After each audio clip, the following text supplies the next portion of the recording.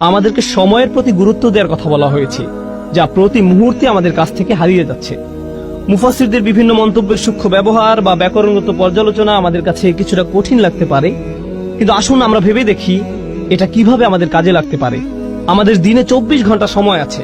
এর মধ্যে কয় ঘন্টা আমরা ঘুমিয়ে কাটাই, কয় ঘন্টা আমরা কাজ করি, কয় ঘন্টা আমরা দুনিয়ায় সঞ্চয়ের কাজে ব্যবহার করি, হয়তো দুনিয়ার বিল পরিশোধ করার কাজে, কিন্তু কয় ঘন্টা আমরা আখিরাতের বিল পরিশোধ করার কাজে ব্যবহার করি, কয় ঘন্টা আমরা আল্লাহর হিসাব নিকাশের সামনে দাঁড়ানোর জন্য নিজেদের প্রস্তুত করি। এখানে বাৎসরিক একটা হিসেব আপনাকে দিতে হবে, কিন্তু আসল হিসাব সামনে আসছে, যেখানে আমাদের প্রত্যেকটি কাজের হিসাব আমাদের দিতে হবে।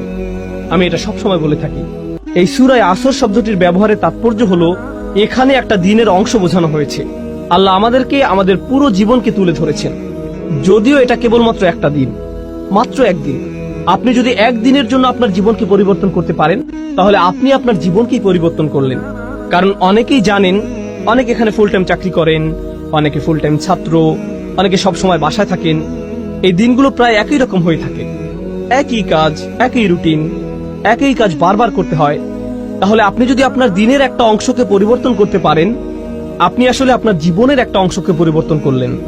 আপনি আপনার জীবনের অংশই পরিবর্তন করলেন, আর এই পরিবর্তন করার সময়টা চলে যাচ্ছে। আমি আপনাদের একটা পরামর্শ দেব, এটা তাফসীর নয়, বরং আমার নিজের পরামর্শ। তা হলো, রমজানে আমরা আমাদের পরিবর্তন করি, আমরা ঈদের সময় বিভিন্ন পরিবর্তন আনি, আমরা বিশেষ কোনো অনুষ্ঠানে আমরা আমাদের নিত্যকার রুটিনের পরিবর্তন আনি, হয়তো পরিবারের কোনো সদস্যদের মৃত্যুতে, হয়তো সন্তান জন্মের উপলক্ষে, ইত্যাদি কারণে আমরা এই পরিবর্তনগুলো আনি। এরপরে আমরা আবার আমাদের রুটিনে ফিরে যাই, কারণ আমাদের কোনো তাড়াহুড়া কাজ করে না। আপনি দেখবেন, আপনি কখনো বলবেন না, আমি আগে ঠিক 9টায় কাজে যেতাম, আমি এভাবে কিছুদিন গিয়েছি, কিন্তু এখন আমি কিছুটা অলস হয়ে পড়েছি, এখন আমি 10টায় বা 11টায় যাই। আপনি এমন বলবেন না, কারণ আপনি জানেন যে আপনি তাহলে বরখাস্ত হবেন। আপনি জানেন যে আপনাকে সেখানে সময় মতো থাকতেই হবে।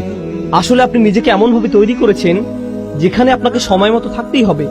আপনার প্রতিদিন সেখানে সময় মতো উপস্থিত হওয়া ছাড়া কোনো উপায় নেই, এছাড়া আপনার কোনো পথ নেই।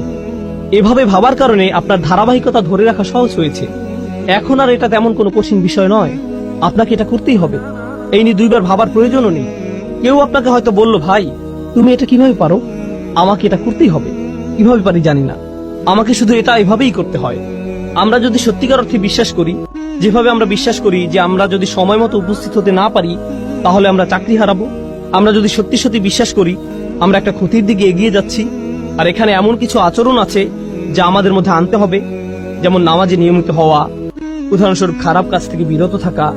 যদি আমরা সত্যি বিশ্বাস করি যে আমাদের আচরণের পরিবর্তন না হয়, তাহলে আমরা ক্ষতির মধ্যে পড়ে যাব, যেভাবে আমরা চাকরি হারাই। আপনি দেখবেন, কোন ইমিগ্রেশন অ্যাপয়েন্টমেন্টের জন্য মানুষ দেরি করে না, সেখানে মানুষ 2 ঘন্টা আগে গিয়ে বসে থাকে। তারা হয়তো আগের রাত থেকে প্রস্তুতি নিয়ে বসে থাকে, কারণ হয়তো সেখানে ভোরে 6টায় যেতে হবে, তাই হয়তো সে রাতে ঘুমাবেও না, সে আগে আগে যাবে, কারণ সে নিজেকে জানে সে যদি দেরি করে তাহলে সে ক্ষতির মধ্যে পড়ে যাবে। আমরা যদি সত্যিকার অর্থে বিশ্বাস করি যে এমন আচরণ আমাদেরকে ক্ষতির মধ্যে নিয়ে যাবে, তাহলে একটা দিন পরিবর্তন করা আসলে পুরো জীবনকে পরিবর্তন করাই খুব সহজ হয়ে যায়। কিন্তু কখন এটা সহজ হয়? যখন সেখানে বিশ্বাস থাকে। এজন্যই যখন আল্লাহ খুসর নিয়ে বলছেন, সর্বপ্রথম কোন ব্যতিক্রম নিয়ে তিনি বলছেন? কারা? যারা বিশ্বাস করে। এটা কিন্তু সাধারণভাবে বলা নয়, আচ্ছা যারা বিশ্বাস করলো তারা বেঁচে গেল, না। আমরা এখানে এমন সাধারণ বিশ্বাসের কথা বলছি না, এটা হচ্ছে সত্যিকার গভীর আস্থা। আমি যা করছি তা সরাসরি আমার সফলতার সাথে যুক্ত, সরাসরি আমার ব্যর্থতার সাথে যুক্ত। তার চেয়ে ভালো আমি আমাকে পরিবর্তন করি, তার চেয়ে ভালো আমি তাই করি যা আমার করা উচিত। এটা শুধুমাত্র আসর শব্দে এমন বোধ আসা উচিত। এটা যেভাবে চিপে বের করে দেয়, নিঃশেষ করে দেয়, আর আমার এত সময় নেই। এখানে যারা ছাত্র আছেন, আপনারা হয়তো কোনো অ্যাসাইনমেন্ট আছে আর আপনি সেটা ভুলে গিয়েছেন, আর সময় চলে যাচ্ছে। একজন ছাত্রের মধ্যে তখন যে ধরনের তাড়াহুড়া দেখা যায়, ফাইনাল পরীক্ষার আগে যে ধরনের ব্যস্ততা দেখা যায়, ট্যাক্সের সময় একজন অ্যাকাউন্টেন্টের মধ্যে যে ধরনের ব্যস্ততা দেখা যায়, যে ব্যস্ততা আপনি দেখবেন, উদাহরণস্বরূপ আপনি যদি কাজে দেরি করেন, আপনি বাসায় যে ধরনের আচরণ করবেন, আপনার আচরণ পুরো পাল্টে যাবে। আপনি কোনোভাবেই দেরি করতে চাইবেন না, আপনি সবার সাথে এমন আচরণ করবেন যেন কাউকে আপনি পাত্তা দেন না। আপনি সকালের খাবার কিছুরই তোয়াক্কা করছেন না, আপনি চলে যান, কারণ আপনার ব্যস্ততা আছে। আপনি জানেন যে আপনি যদি না যান তাহলে আপনি সমস্যায় পড়বেন।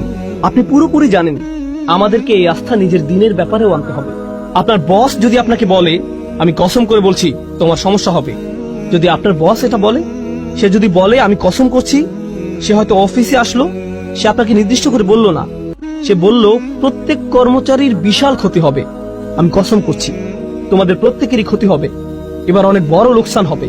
আপনি কি মনে করেন সে যখন চলে যাবে আপনাদের মধ্যে কি কেউ বলবে হ্যাঁ হ্যাঁ আমার কিছু হবে না, আমি ঠিক আছি? না, সে নির্দিষ্ট করে কিছু বলেনি।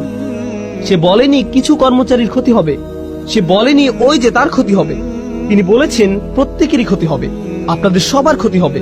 আর আপনারা অচিরে লক্ষ্য করবেন যে সময় চলে যাচ্ছে, ক্ষতির সময় এগিয়ে আসছে। আপনারা খুব শীঘ্রই বুঝতে পারবেন যে আপনারা কতটা ক্ষতির মধ্যে আছেন। এখন যখন আপনি এটা শুনবেন, এই দুনিয়ায় আপনার জন্য একটা ব্যস্ততা কাজ করবে। আপনার মনে হবে, ও আল্লাহ, আমার এখন কি করা উচিত? তিনি কি করতে চান? তিনি কেন রেগে আছেন? এমন কিছু কি আছে যা আমরা করছি না?